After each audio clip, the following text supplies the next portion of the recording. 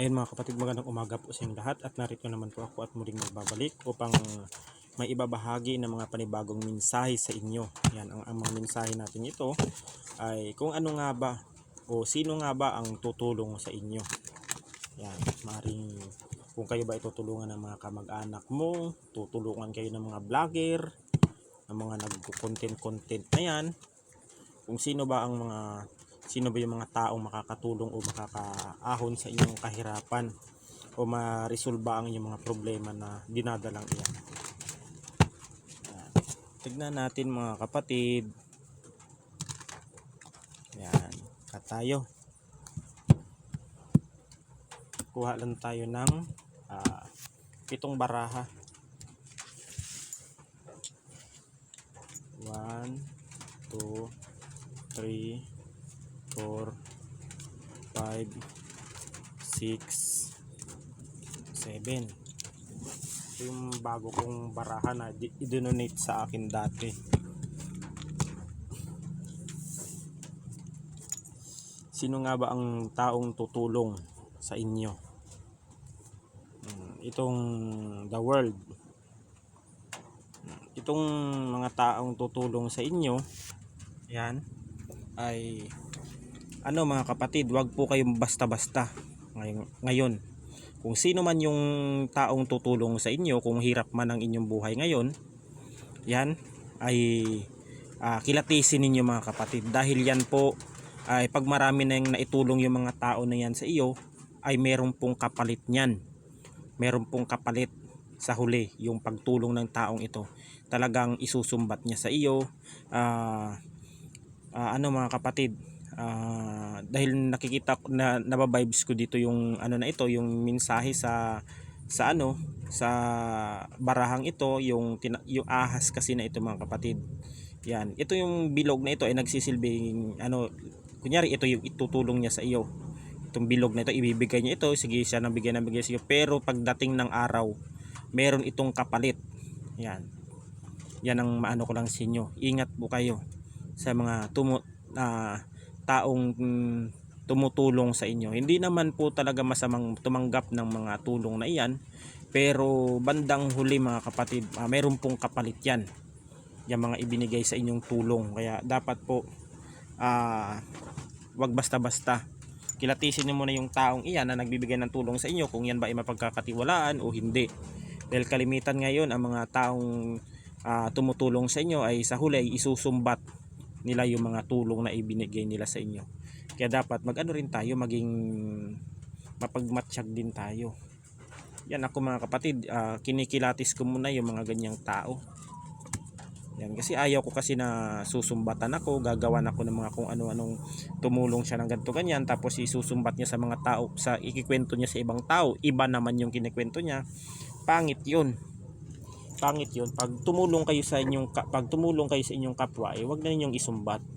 Ang Panginoon ang bahalang magbalik nun. Kung sino man ang tumulong sa iyong kapwa, ay sobra-sobra pa ang balik niyan sa inyo. Yan. Ingatan po ninyo mga kapatid. Itong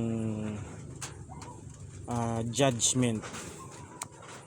Itong judgment na ito, meron dito mga kapatid na tutulong talaga sa inyo. May pinadala talaga ang Panginoon na isang tao sa inyo na tutulungan kayo sa inyong mga problema, sa inyong mga pasanin, sa inyong mga dinadala na o pinapasan sa buhay. Yan ay kayo ay dito mga kapatid, tutulungan ng taong ito. Maaaring bibigyan kayo ng kabuhayan, ng trabaho, ng kapirahan. Maaaring meron dito na pag-aaralin, meron ditong kukunin bilang tinatawag na working student yung iba dito. Yan, meron naman ditong magkakaroon ng trabaho. Yung mga walang trabaho dito, parang kukunin sila. Yung mga makakapanood nito mga kapatid. Ayan. Meron ditong 6 of Cups. Meron ditong isang mayaman na tutulong sa inyo.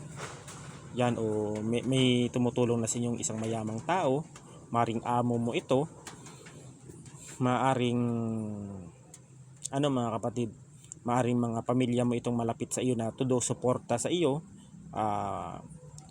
naaawa sa inyo mga kapatid. Itong mga tumutulong sa inyo ay talagang mahal kayo ng mga taong ito na tumutulong sa inyo. Yan, mga maring kamag-anak mo. May iba naman din kasi mga kamag-anak na toxic din. Yung mga kamag-anak mo, kaibigan mo, kapamilya mo, yan yung mga tutulong sa iyo dito. Maaring may sa ibang bansa, maaring may mga taga-ibang lugar lang na nakabalita siguro na ang iyong sitwasyon ay mahirap, kaya merong tutulong sa inyo. Meron kasi, ang Panginoon kasi, meron kasi pinadalang tao yan na maging susi o tulay upang tumulong sa inyo. Kaya kung ano man ang mga naitulong sa inyo ng taong iyon, magpasalamat kayo sa Kanya at unang-una sa Panginoon. Dahil ang Panginoon ang nag-ano diyan. Ang parang ano lang, parang pinautos lang diyan, pero ang Panginoon ang humipo diyan sa isip ng taong iyan na kayo ay tulungan. Yan. Ayan, yung tutulong sa inyo, isang mayamang tao na siguro kilalang tao, maimpluwensya, o di kaya maging kilalang tao, maimpluwensya, matunog yung pangalan sa kanilang lugar, hindi lang sa kanilang lugar o sa bayan. Yan, ang taong ito ay mabait, matulungin, masipag, at saka maalalahanin yung taong tutulong sa inyo. Yan. Ito lang talaga ang dapat iwasan ninyo mga kapatid.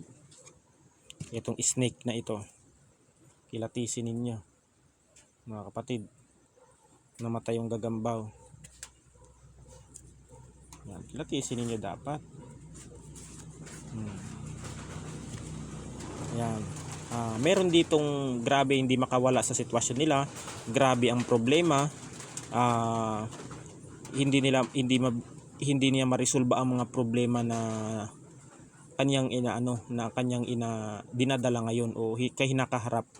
Ang two of swords na ito ay makakaalis siya dito mga kapatid, dahil tutulungan siya ng mayamang tao. Tutulungan siya dito mga kapatid. Ito ang the fool. Itong the fool na ito mga kapatid ay makakaalis ka sa iyong sitwasyon na yan. Ayan, magiging masaya, magiging okay na at stable na ang iyong buhay, ang iyong problema ay matatapos na rin at maging okay na rin ang lahat. Yan, kaya kung sino man ang tumulong sa inyo ay pasalamatan ninyo mga kapatid. Kung hindi dahil sa kanila, di umunlad ang buhay nyo, hindi kayo nabigyan ng opportunity, di kayo nabigyan ng magandang pagkakataon na makaahon sa hirap. Kaya pagpasalamat kayo at magpasalamat din kayo sa Panginoon. Ayan. At ibibigay itong tulong na ito mga kapatid sa inyo. Ibibigay itong 2 of cups na ito. Yan.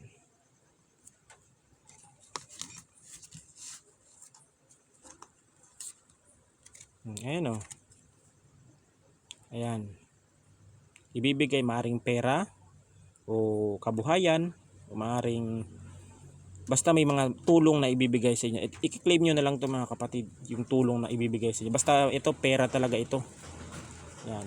Sa mga alam ko naman din, may mga sa kalimitan talaga na mga client ko na mga OFW, kalimitan talaga sila yung mga mahilig talaga tumulong sa kanilang mga kababayan, sa kanilang mga kabag-anak. Kaya proud na proud ako sa mga taong ganyan na hindi nila nakakalimutan yung mga kaibigan nila, mga kamag-anak nila, kapatid nila sa kanilang pagpapaaral. Proud na proud ako sa mga OFW na ganyan yung mga ginagawa nila. Yan, marami akong client na mga ganun, na mga mababait, matulungin, masipag, maalalahanin.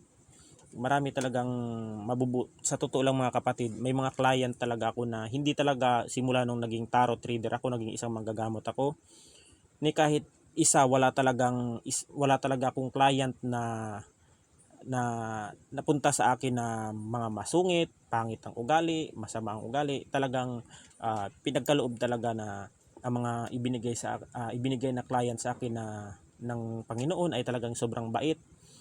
Talagang talagang naniniwala talaga sila sa sa pagtatarot sa mundo ng espiritual. Yan. Nagpapasalamat talaga ako sa kanila at puro sila mababait, masisipag at maaalalahanin. Ayan. Ayun, mapapasa iyo na yung mga tulong na ito balang araw o panahon, may araw, may ano, basta mapapasa iyo na ito, yung tulong na ito. I-claim nyo na lang kung ano itong tulong na ibibigay sa inyo ng mga taong ito. Yan. Yan o, maimpluwensyang tao ang ano sa inyo, ang tutulong sa inyo, maaring mayaman ito o maperang tao. Yan. Ayan o. Nine of Pentacles, mayaman. Maaring vlogger ito, kung ano man, maaring maperang tao na matulungin siya sa kapwa, ay ito yung ano, mga kapatid. Ito yung makakatulong sa inyo. Abang-abangan na lang inyo, mga kapatid. At napapaganda ang aking topic sa inyo. Yung mga problema ninyo ay matatapos na the death. Matatapos na yung mga problema na ito dahil sa mga tulong ng mga taong ito, kung sino man yung mga taong ito na pinadala ng Panginoon sa inyo na kayo ay matulungan. Matatapos na yung mga paghihirap. Yan, dahil matutulungan ka talaga, hindi lang isang tao kundi maimpluwensya at kilalang tao. Yan. Mga mayayaman pa yung iba. Ayan mga kapatid, at hanggang dito na lang, at God bless us all. Ingat po tayo palagi.